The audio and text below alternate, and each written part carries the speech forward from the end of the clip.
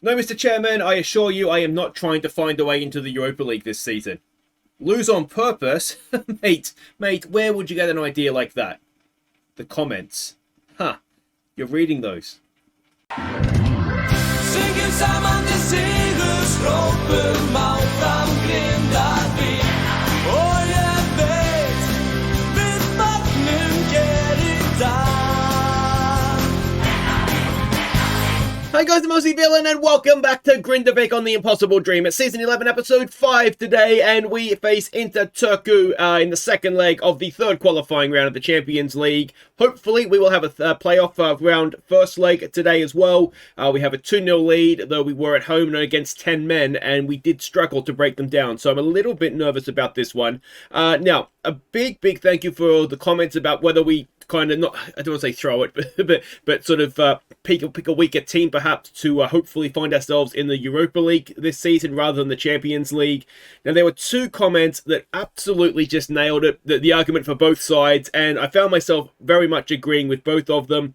In favour of dropping it down was that, you know, like teams in the World Cup will purposely, not purposely, but pick weaker teams to try and manipulate the draw they get going forward. We're building a nation, and it's the greater good is to try and make sure that in building the nation, we are getting the most coefficient points that we can. And while I'm going on my monologue here, I will show you the sort of the coefficient table. So we're currently in 20th there, but you can kind of have a bit of a look see yourself as I talk.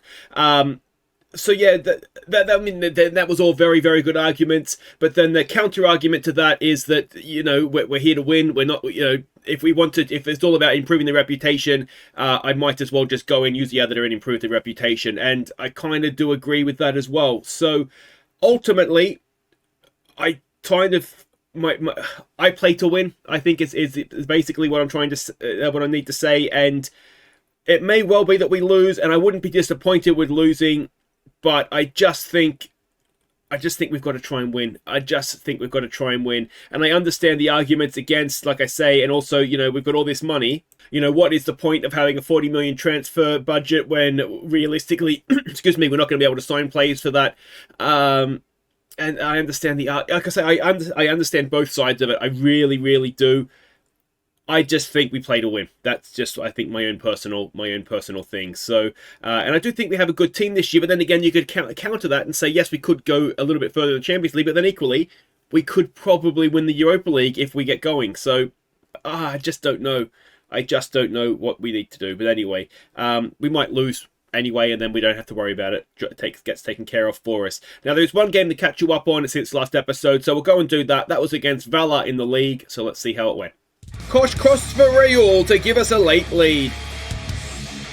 So we put on an absolute demonstration in this game of how to miss a chance. It was ridiculous. We had 31 shots, 11 on target, XG of over 3.5, and we scraped a late 87th minute goal to win it. It was unbelievable.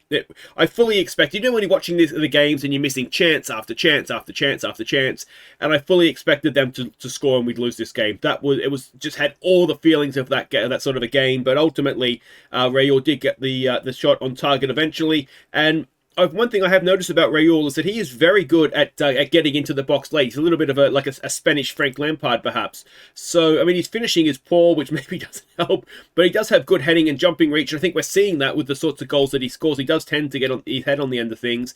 I am increasingly really thinking he could be a good signing for us. There's a lot to like about him apart from the finishing. But anyway, we'll have to deal with that over time. Now, let's have a look at the league table. Quick update on that. And the Grindavik juggernaut just continues to plough on here. We have at least one game in hand on everybody else in the league except for Folsna, and we have an 8-point gap. So yeah, it's all looking good. But look at that, the gap between European football and relegation is 5 points. I said it every episode. It's a wonderful league if you're a neutral. It's just a little bit boring if you're a Grindavik fan because it's a little bit one-way traffic, isn't it? All right, let's go and have a look at what we're doing here in this second leg. We're expecting a 4-4-2 out of them. Now, we've seen before, we don't always do the best against the 4-4-2. There was a big part of me that wondered if we might mid-game switch up the formation a little bit to go 3 at the back and 2 up top, so we do have that option. But Puyol in goal, it is Calderon, it is Vinci, Dagon and Volpez as the back 4, Antonio, Jonsson and Bakali in midfield. I've had a word to Bakali about his recent form. It's not been great. We can see over here he's tailed off quite a bit, particularly in Europe, so hopefully we see a reaction to him from that, especially with Raul playing so well in the league. Beyonce, Higuain and Boutenson will be the front 3. We have a 2-0 lead. We're going away from home. We just need to put in a decent performance here. We should be okay. Alright, so we can see the team sheets here. I don't recognise too many names from that team sheet. Alright, go on a good run. Impress me. I think it's just got to be, no complacency here. First leg's done. We've just got to not lose on the night, really, don't we? As long as we get a draw, then we're fine. Alright, and here we go in Finland. It is a bit of a hike, Iceland to Finland, isn't it? But hopefully we'll make it worthwhile, the trip, for any fans that did make it. And look at that, there is quite a few Grindavik fans there as well. But yeah, it's just one of these things, isn't it? With do we try and find ourselves in the Europa League? Yeah, I don't really have too much else to say about it. It's just I genuinely I'm for and against. I read the first comment, which was against, like trying to win and get in the Champions League and see, compete how well we can compete. And I said in the comments, like, yep, 100% agree. You've talked me into it. We're gonna try and win. And then I saw the other comment, and I was just like, oh, you know what? That makes a lot of sense as well. I mean, I think the one difference, and I did mention this in my comment back, was I think if you look at sort of fielding weakened teams in a group stage, once you've already qualified, you're still in the competition. You're not trying to get eliminated from the competition. So I think that's maybe the one difference, but it's still a valid argument, I think, for sure. Beyonce is in. Beyonce just chips it into the goalkeeper's hand, really. So yeah. I would actually love us to be in the Europa League and just see how far we can go. And we saw, if you watched the last Impossible Dream with Queen of the South in Scotland, going into the Europa League was absolutely brilliant for us, because we ended up, I think we ended up winning it, didn't we? And that sort of then leapt us on then to do a lot better in the Champions League. I think we ended up making 2 semi-finals. So yeah, but of course the difference last FM was there was the parachute down, so it was a little bit better in that sense. We could still make the Champions League, get our Champions League money, and then parachute down into the Europa League. And ideally, I think if we could do that now, that would be perfect. I think that's exactly where we're at as a club. Is we could get third in a group stage, parachute down, and then go on a bit of a run in the Europa League. But unfortunately, rules have changed, and yeah, we can't do that anymore.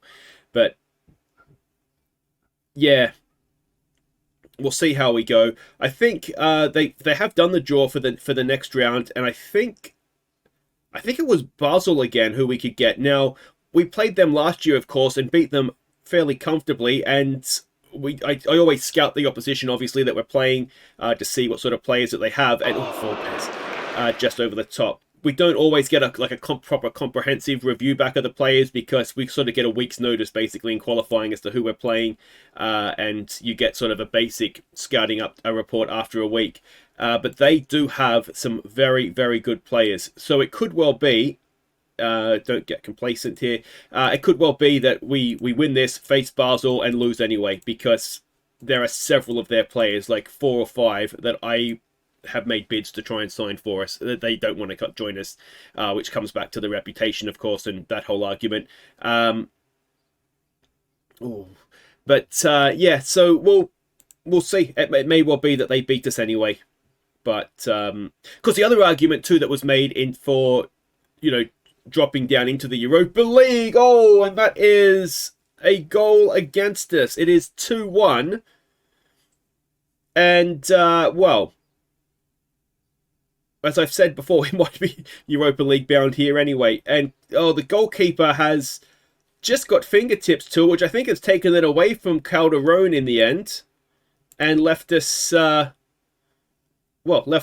a game again at 2-1 on aggregate.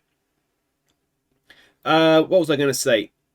Yeah, of course. Another argument is, because we are trying to essentially build the nation, is that if we can get Iceland higher up by going on a run in the Europa League, then other Icelandic teams come that much closer to a group phase. You know, they only have to win sort of maybe one tie to get in, or maybe the Europa League team can get into the Conference League group stage, things like that, and that would all help us, of course. Jonsson, I would love to get a goal here. Beyonce's in. Beyonce! Oh, it's gone over. It's a block. I don't know if it was the goalkeeper or the defender in the end. Baltonson's only playing a 6.1, which isn't great. We do have... Is Sinistera on the bench? He is. The next Radamel Falcao. Let's see what he can do up there for us. Let's give them some praise. We are looking a little bit nervous and apprehensive. Beyonce's not having a great game out there either, so we've got Kosh. Makes sense to bring him on. Higuain's not playing particularly well either. I wonder, actually, has Kosh already come on? Against the 4-4-2, I wonder if it might actually be in our benefit to go and play with the 3 centre-backs here. Okay, so we are going to do this. Kosh had already come on, so we'll leave him on there. He's got the attributes to play as a striker, so we'll leave him on. And Ari Nusanen will come on to play as an extra centre-back in there, and we will probably just go back to balanced, given we have a 1-goal lead in the 85th minute. Yeah, I did wonder, as I said at the top, I did wonder if it was maybe this was the way we should have played anyway. And I mean, we've done okay. Look at the match momentum there. We have done okay here. And it looks as though we do squeak through. So a 1-goal win, not ideal. Yeah, and... Well, it was a bit of a let-off, actually, guys. We need to be better. So we do win in the 3rd qualifying round. To be honest, I mean, we've not been great in Europe this year. And we've got Apoel. So they must have beaten... Bâle, did they? Schedule here. Yeah, they did 2 on penalties. So, I mean, is that a good thing or a bad thing? They're a grade outside. So how did they beat Basel? They had some very, very good players. Anyway, so that's that. We are through to the next round, to the playoff round. It's going to be Apoel. We've got the first leg at home, and I'll see you for that in a second. Alright, welcome back. We're getting ready to take on Apoel, but a quick update on still one of my favourites of the series, Seluk Vadzi. He has moved on from Aston Villa to Norwich. Now, Aston Villa have been relegated in this game, so he's moved on from Fenerbahce, where we sold him, to Aston Villa, now to Norwich for 16.75 million. So we've got 166 grand of that, which is very nice. And yeah, he's still only 23. I did, when I saw the bids coming in for him, consider going and trying to get him back, but I think we've been there, done that, and he's probably not worth... Is he worth 60 grand a week to us? I think we could spend that money maybe a little bit better. So, yeah, I didn't bother. But, yeah, Seluk Vadzi is moving around the Premiership right now. All right, let's go and have a look and see what we're doing here against Apoel. We are at home for the first leg. A 4-2-3-1 is what we're expecting from them, although in truth, I don't think we actually know. And this is a team we're sending out. Puel in goal. It is Calderone, Vinci, Degen, and Volpez, the usual back four. We've gone with Antonio Jonsson, and Raul is going to play midfield. Bakali not getting it done, so he takes a seat on the bench. Beyonce Higuain is maybe the next one that's not quite getting it done for us, with Baltinson going up top. He needs to be much, much better than he was last time out. And we've got the likes of Sinistera, Giddini, and Kosh on the bench that have been playing well in the league, and probably will be very keen to get on and show what they can do in Europe as well.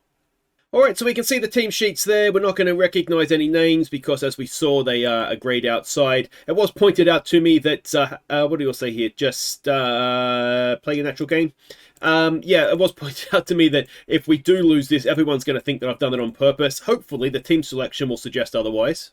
But yeah, rest assured, I am trying to win this at this point. It was also pointed out that it's a little bit like the Brexit argument in a sense, in that now that there's always going to be that element of you guys that are going to want to see us in the Europa League, and that's not going to go away until we try it. So, yeah, like I've said before, if we get down there, I'm not going to be disappointed to play in the Europa League. I'm really, really not. But equally, it just doesn't quite sit right with me to throw a game. So there we go. There's the Aussie villain integrity coming in. There is a little bit in there somewhere. And of course, with no Bakali and no Immonen, I don't actually know who captain is today, but it's not the captain or the vice captain. We've dropped them both, apparently. All right, we've got some defending to do, it looks like, as Jonsson gets it done. We did work on finishing and chance creation as well since the last game, as Baltensen, is he onside, is the only concern. Now, do we have VAR to check? It was close. Baltensen hasn't realised yet. He's run off celebrating, and it has been given. Well, a very, very nice start indeed. Volpez threads it through. He did look onside, didn't he? It was close. Well, let's see if we get another replay of it here. It was definitely close.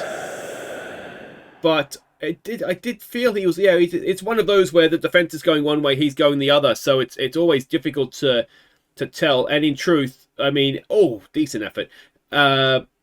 It's always difficult to know exactly when has the ball been passed to the split second, and that can make the difference. But either way, we've got that one. We're 1-0 up at home early doors. And let's see how we go.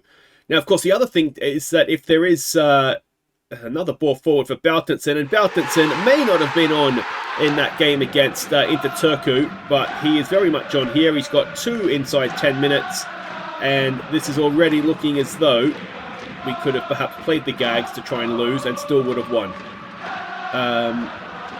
We know from real life when Apoel have got into the Champions Leagues, it would have been a group stage back then, they are a bit of a tough shell to crack, particularly at home.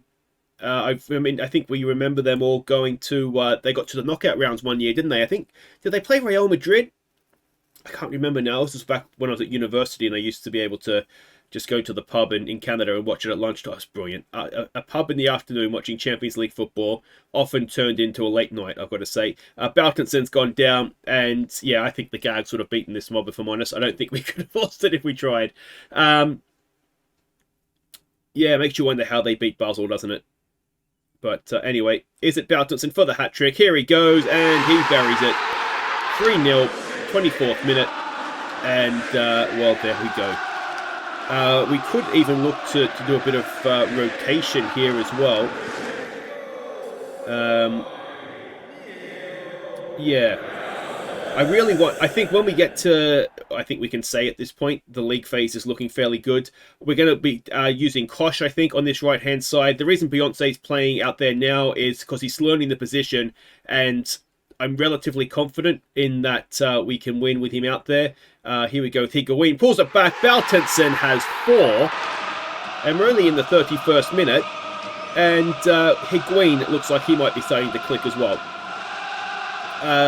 Yeah, but I think our actual best team would have Kosh playing wide right. But I've got Kosh playing in the league right now. Beyonce playing these bigger games. And then we'll switch them around once we get to the league phase. So yeah, sorry for those of you who are hoping for the Europa League. I genuinely think we could have put almost any team out here, and we would have beaten them. Because the Gags aren't that bad. They didn't play particularly well in the cup this year, which was won by Vikinger. That's happened. I posted that up on the Discord and the Facebook. I think I put it on the Facebook earlier today. I thought that was going to be an own goal there, but Volpez has done well. Can Decken stop a cross coming in? He can't. And well, if they'd had Baltensen up front, I think it would have been 4-1 there.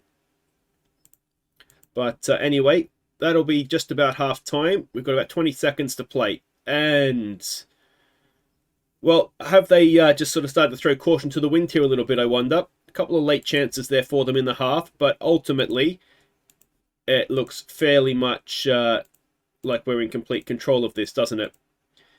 Which makes it a little bit awkward for the second leg then, because we don't really need to show it. But equally, we kind of want to see who we're playing before we play it, don't we? But anyway, that might be one for the Facebook and Discord groups. I'll put the fixtures up, because I think this is essentially done, isn't it? As I say that, they've hit the crossbar again. So maybe we do need to be a little bit careful here. Beyonce's got a knock. Okay, so we'll take him off. We'll get Kosh on. That's no problem. And we'll get a sort of more of a direct comparison between Kosh and Beyonce here. Beyonce, I think, and of course Beyonce is our player, Kosh is just on loan. But I think Beyonce will end up being just as good. But for now, while he's learning the position, that's perhaps not the case. We'll try demanding more, but it's very much one of these games that has been won in the first half. And second half, we've just decided to take it off. Here we go with Kosh. Volpez gets the cross in, back post. It is a good ball in, and Lars Degen, I'm assuming forward for, was it a throw-in or a corner?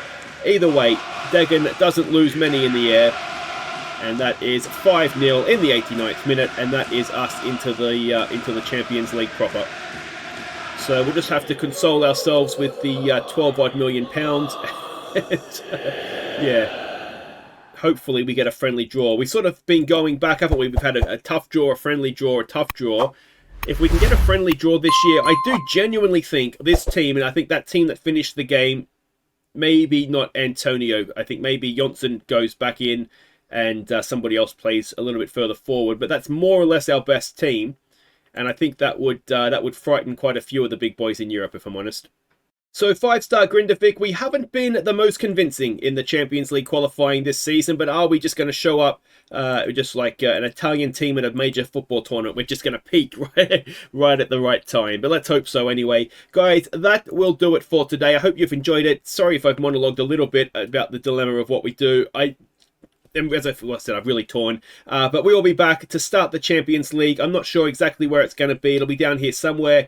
And if the FM gods are with me, maybe it'll coincide with the game where we can win the league as well. But until then, guys, I've been Aussie, and thank you so much for watching. Take care.